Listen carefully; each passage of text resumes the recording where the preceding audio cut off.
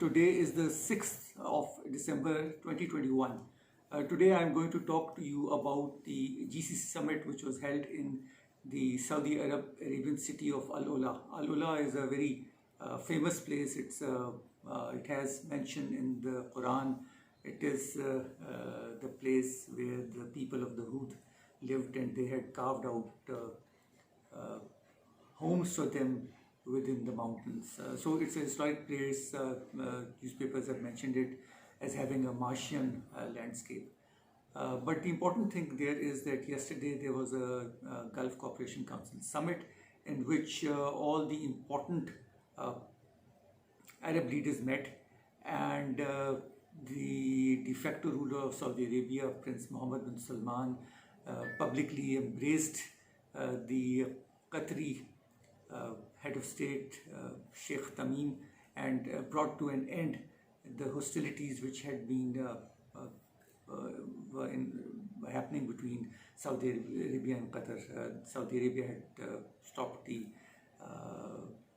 airspace, and they had also returned the Qataris working in Saudi Arabia. So there was a lot of bad blood between these two countries. Qatar is a very small country, but a very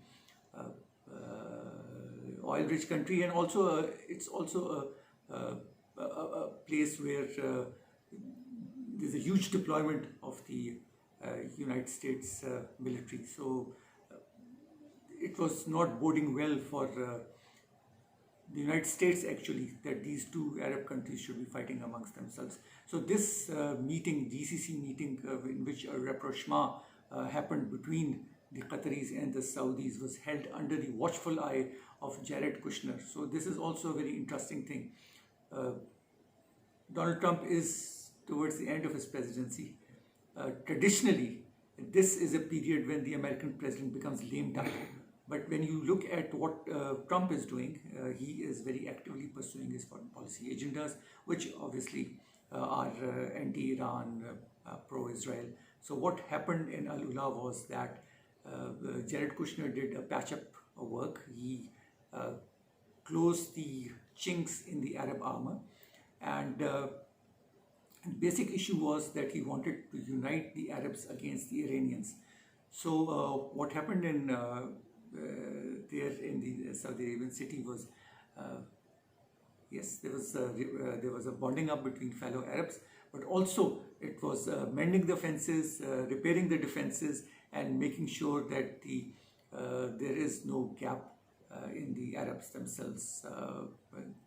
Jared Kushner, we know, is the principal architect of Trump's Middle East policy, in which Israel plays an important part.